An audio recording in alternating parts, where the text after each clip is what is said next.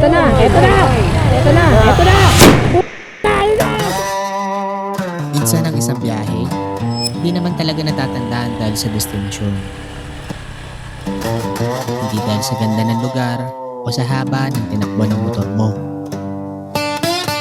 kundi dahil sa mga taong nakasama mo. Lahat naman tayo may mga araw na gusto natin magpakalayo paminsan-minsan. Hindi para takasan ng buhay, kundi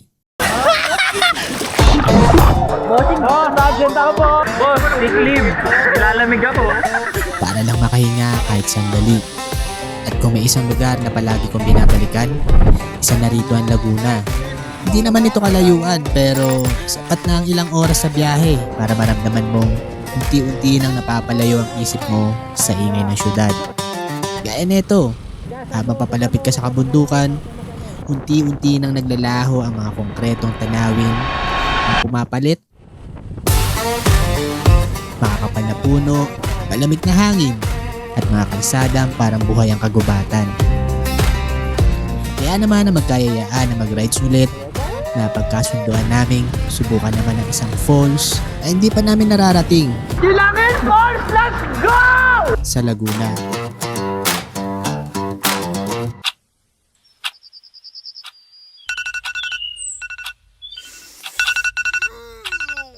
Sa tuwing may rides kami, matik na ang maagang gigising na pag sinabing 4 a.m, malamang Guys, biyahe na kami guys. di na bago ang drawing na kung ano ang oras na napag-usapan. Basta ako ma.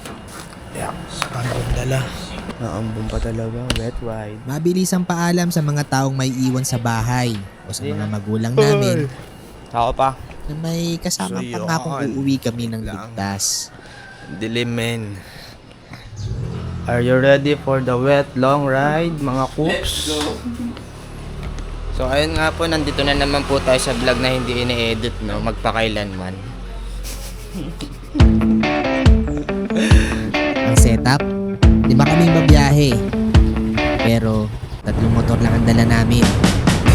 Madalas, kami tatlo lang nila Pau at Ador ang magkakasama tuwing may rides kami. Pero sa pagkakataong ito, may mga bago kaming kasama. Sina Sed at si Menard. Dahil wala pang lisensya si Sed, ako na muna magmamaneo sa motor niya. Siyempre, siya na muna ang magiging cameraman namin.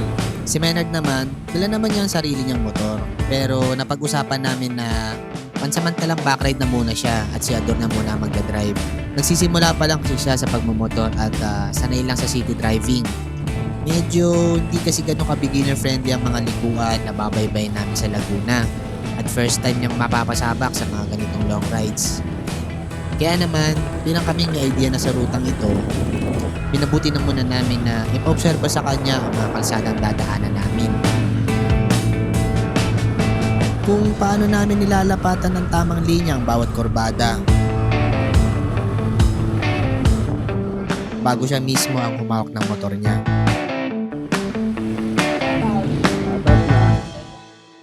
Pagkatapos ng unang stopover, Chill lang. pinatulan na namin ang lakas ng loob niya. Na para binyagan ang sarili niya sa mga kurbada. Sa korda. Lowin mo yung kaliwahan. Dito ka na right. Right. Then, banat ng gas. Sige, gas. Gas. Ako, medyo nagahan na kayo. Ano, tumatata hard brake mo. Alam mo ha.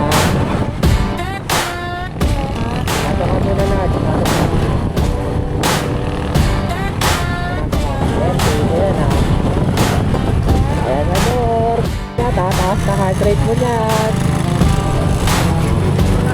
Okay, gas. Gasan mo. Gasan mo. Huwag ka mag-alala. Huwag ka mag-alala. Bago na pumasok sa kurba, pagkakit mo na ng gas. Pag bumorba ka, doon ka na maglalagay ng gas. Pero, huwag lang. At nangyayari na ang mga inaasahan namin.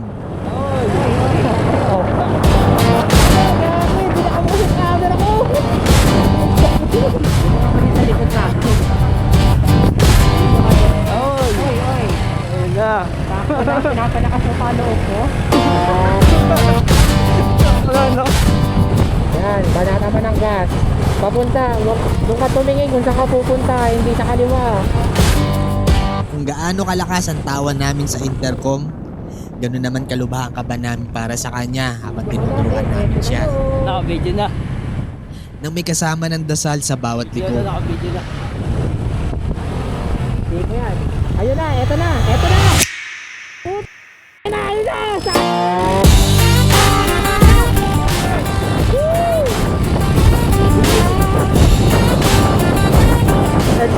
Exit point tingin lagi ito sa exit point.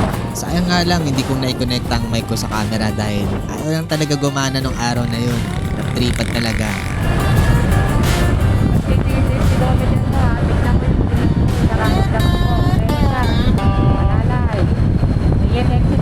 Nakikita naman namin na unti-unti niyang nakukuha naman yung pattern. Gawa na. Hindi ko nakikita yung puno ko eh. Ayun na.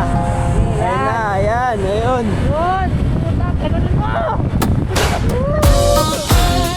Tama kami siya doon. Ayun na. Mapakapit na. Mapakapit. Mapakapit na.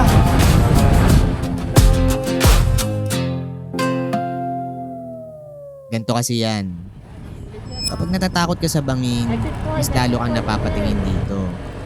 Kapag natatakot ka sa poste, hindi mo namamalaan, doon ka na rin pala nakatitig. Ang tawag doon, target fixation. Ayan na! Ayan na!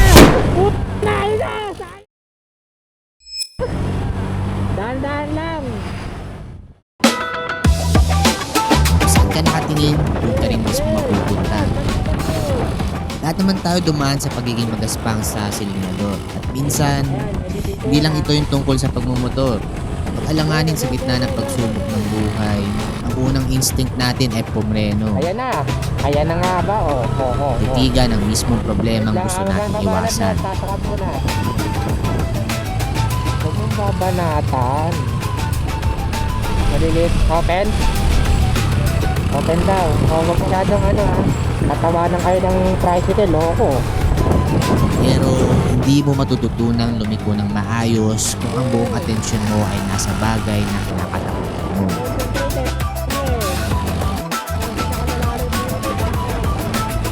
Kung gusto mo makalabas ng maayos, Ito gawin mo pag pag magpili ko ka, tingnan mo yung pabibutin ko Doon mo ipunta yung katawan mo kung saan ka pupunta. Wag yung pag ganun. Huwag mo lalabanan. I-lean forward yung body mo mismo. Panoorin mo ako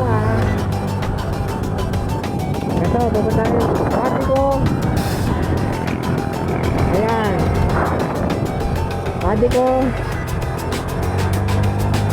I-lean forward mo. Kung saan ka pupunta.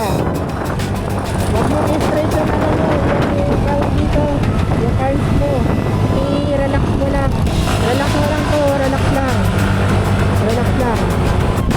I-lean forward mo yung katawan mo na. I-lean forward mo. Papuntang sa gilid mo. kailangan focus ang tingin mo sa exit point. Yan. Yun.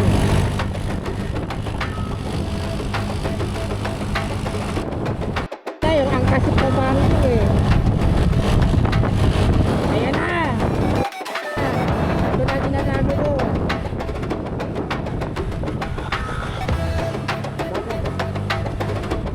Pagalang mo lang kasi downhill yan mabilis kayo dyan. Pagalang mo lang dyan. Okay, lean forward. Punta doon kung saan ka Magtiwala sa momentum, Kung saan ka exit doon ka tumingin. Huwag ka tingin sa harapan mo. at unti-unti mong pigay ng silinyador mo hanggang sa makuha mo ang sapat na bilis. Oo, parang nakakatakot sa una, pero habang tuloy-tuloy ang ikot ng gulong, mas nagiging panatag ang galaw ng motor. Tawag doon, gyroscopic effect. Yan. Sabi sumasayad dyan. Tingin sa exit point counter steer. Tulak kanan. Tulak sa kaliwa. Tulak sa kanan. Tingin sa exit point. Hindi ka nagiging stable dahil huminto ka. Nagiging stable ka dahil hindi ka tumigil sa tamang direksyon. Kaya minsan, kailangan mo lang ay lakasan ng loob na ipagpatuloy ang pag-usad para ligtas at maayos ka makalabas sa sarili mong kurbada. Sige lang, ano yung pinakadulo na nakikita mo? Ng leeg mo ha, hindi mata mo. Baka naman, mata mo lang inaano eh. Ito na yung pang-content natin, boy! Ito na! Ayun na! Okay. Ayan na. Ayan na. Okay. Ano rito ha? Matigas dito. Dahan-dahan ka na kasi malupok. Alalahanin mo ulit, malapit na tayo, sayang naman. Huwag sana tayo matuwa.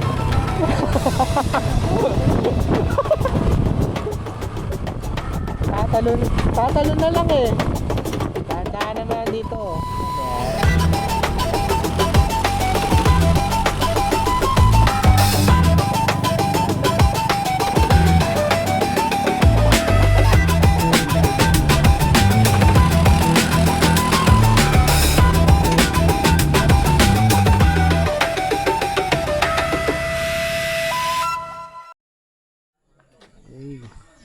Tayo sa Kilangin Falls. Okay, so pupunta na kami doon gamit ang motor.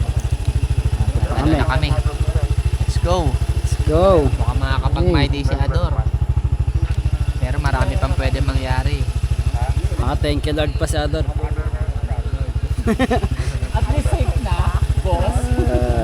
Di mo masasabi, ang basketball, pag malapit na ang oras, doon nagiging crucial. Pagkatapos sa amin magpa-register, umusad pa kami ng halos 1 kilometro bago kami mag-jump off papunta sa tour guide namin.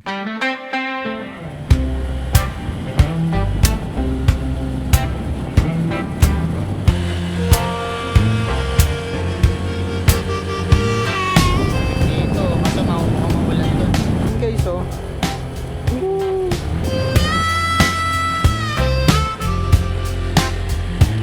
Sunrise paints the highway in gold. Another town, another story told. Ayon sa tour guide namin, halos 1 oras pa daw ang lakaran. Halos sementado naman din daw ang daanan. So kahit pa paano, kampante naman kami. Tapos, pagdating po natin sa pababa ay may 320 step po tayo. Hindi pala sa police. Hindi na rin naman bago sa amin ang mga ganitong Tayo po trail. baga sa namin dadalhin. Kahit pa paano may experience na rin kaming tatlo sa ganitong eksena nila Ador at ni Pau. Naitagos nga namin yung trail namin sa Sagada. Ang hindi lang namin sigurado ay sina Sed at Menard na ngayon pala masasabak sa mga ganitong eksena. Ayan, way to go na kami. Layo-layo to. Unang 50 meters, puro pababa ang dadaanan. Sementado naman. Kadalasan naman, pag pumunta ng falls ay pababa ang direksyon. grabe oh. Yun ang akala namin. Pero iba pala ang kahulugan ng sementadong daan kapag ang probinsya na ang naglatag ng hamon. Ayan. Ako yan boy ah. Pagliko pa lang namin sa unang bahagi ng trail, Hindi ako umahanga sa tarik nito. Umahanga ako dahil sementado eh. Ha? O naan gumulong Tapos pa ba? looban. Wala, kayo kong gumulong. Pero baka gusto nyo maganda. bumungad na agad sa amin ang isang ahon na parang walang balak matapos. Ay, ba't di ka nag-strava? Baka paawat ka naman. Then, extra ba tayo, boy? Nag-strava ka? Sa pagkatarik-tarik na ahon na parang pader na sementado, yung tipong sa sobrang anggulo ng katawan mo, kaya mo nang gayahin ang anti-gravity link ni Michael Jackson. Oh, Michael Jackson, boy, oh. Hoy, panis! Let's go! Alim forward.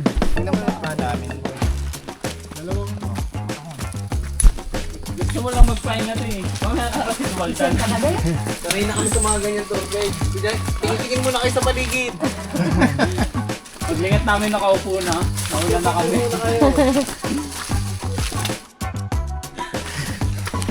Dati nakapayong pa eh. Paano ako eh?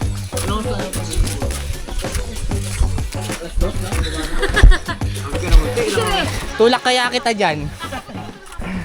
Alas 2. Magtulakan tayo dito. Hindi ako bababa. Yo!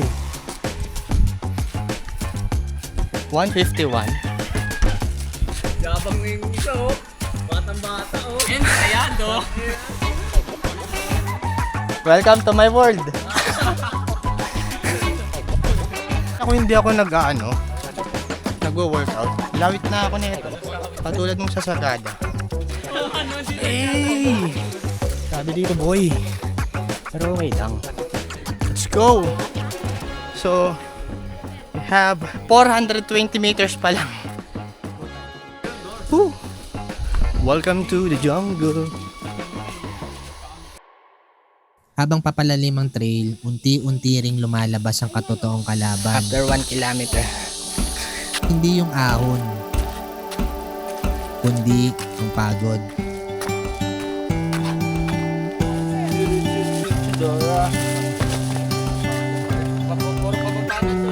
Tapos yung dinaanan namin ganyan ang daming rating.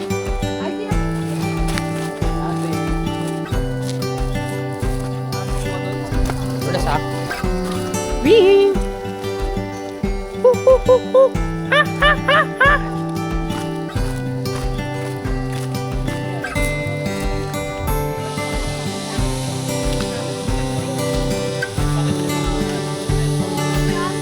Ano? Ito naman. Ay! Pinapatay ba yung pulse? Hanggang sa unti-unti nang sumasabay ang naririnig namin na agos ng tubig sa tibok ng puso namin. Ang huling bahagi ay pababa na, pero matarik pa rin talaga. Hindi ka pwede mag-ubos ng lakas dito. Hey! Ano? Hey! Ano pa? Men, etong mga ano na to, etong lugar na to, hindi siya pwede sa mga ano, sa mga taong may mga hindi masyado kondisyon ng katawan. Kasi nakita mo yan, yung taas na yan yung pabalik. Si Maynard, nasa likod ko na. Ramdam kong sagad na ang katawan niya. Kaya't bawat akbang, may gabay. At madulas ha.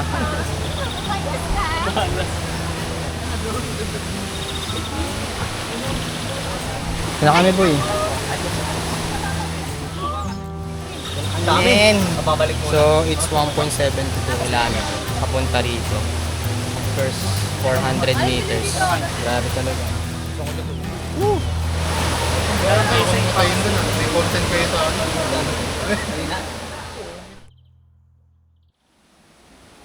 At maya-maya lang, isa-isa na kami bumaba para maghanap ng magandang spot sa mababatong batis. Hanggang sa wakas, lumarawan na sa mga mata namin ang Kilangin Force! Let's go! sa sobrang lamig ng tubig. Kailangan mo munang makipagkasundo sa sarili mo bago ka tuluyang lumubog.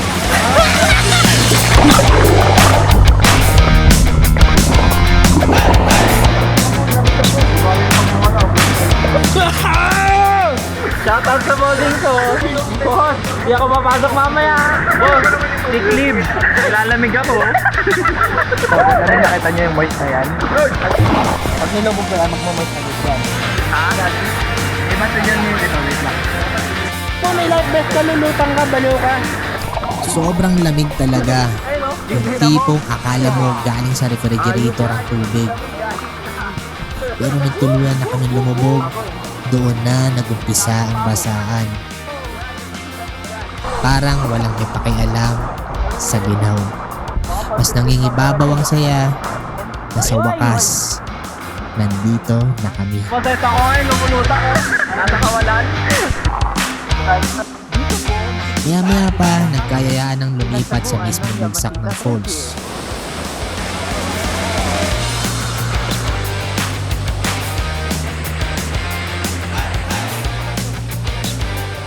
May tumatalon, may nagpapakuha ng litrato, may lumalangoy. At ako naman, hawak lang ang camera habang sinusubukan kong hulihin ang mga sandaling na alam kong mabilis lang nilipas. Dahil napakasimple lang niya. Walang grandeng plano, Oh, Sergeant ako po! walang espesyal na okasyon. 5 magkakaibigan lang na pansamantalang nagpahinga sa kanya-kanyang laban sa buhay. Okay na guys. Tara na, lilipad na tayo. Habang dahan-dahan kaming gumagayak, unti-unti na bumibigat ang bawat takbang paakyat. Mas matindi doon pabalik kaysa papunta. Doon ko naisip kung gaano karami ang nangyari sa buong biyaheng to. Hawa ka. Ang mga kaba at tawanan sa kalsada, Nagmumulong talaga lahat. ang hingal sa trail, Ano 5 minutes lang sila. Kaya Nard. unti-unti na nagiging kwentuhan habang naghahanda kami sa pag-uwi. Ang bilis ba ng tibok ng puso nyo? Nature lover, POV, expectation versus reality. Isipin mo na lang Nard, mamaya pababa tayo, ang dami nun. Yung motivation mo. Ang mga ganitong pambihirang pagkakataon ay para ng ginto. Kahit paminsan-minsan lang, sapat na ang ilang oras na ganito Absent na naman ako, boss. Ako to, boss. Ang paborito mo pagalitan. para ipaalala sa amin kung sino kami bago kami binago ng ingay at bigat ng mundo.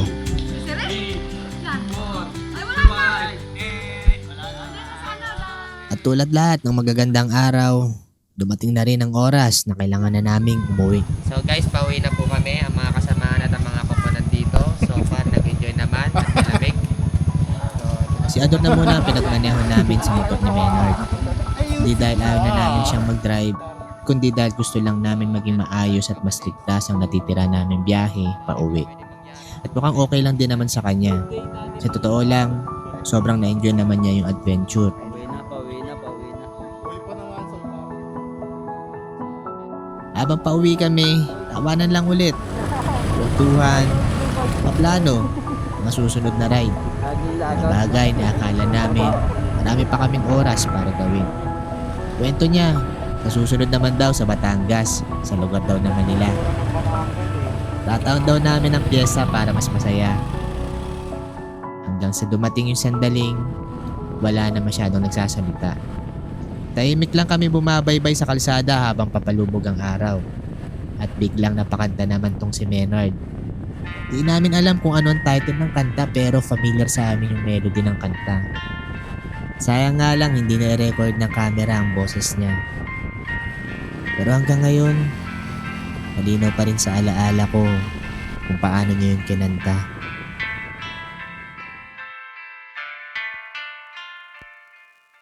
Ilang beses ko binuksan ang mga footage na to. At ilang beses ko ring isinara. Hindi dahil wala akong maisip na edit, kundi dahil hindi ko alam kung paano ko ikukwento ang isang araw.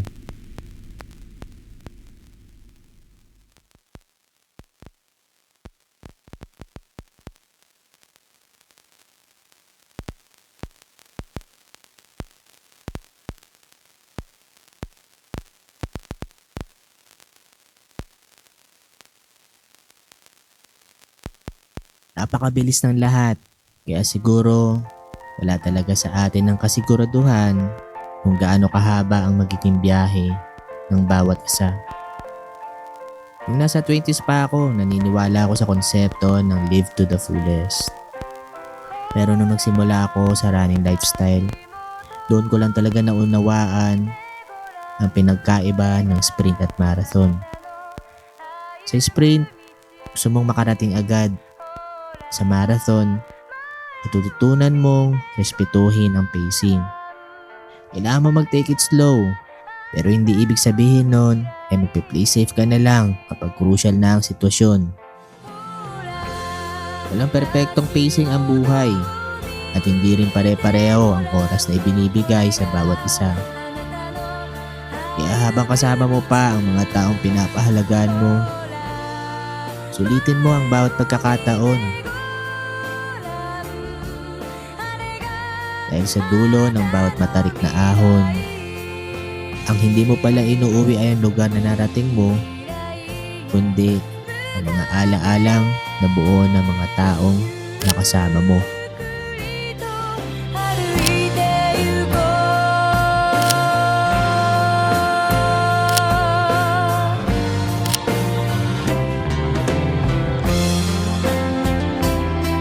Men, salamat sa araw na yon. Salamat sa tawanan, mga kwento. At salamat dahil naging bahagi ka ng biyaheng hindi namin malilimutan.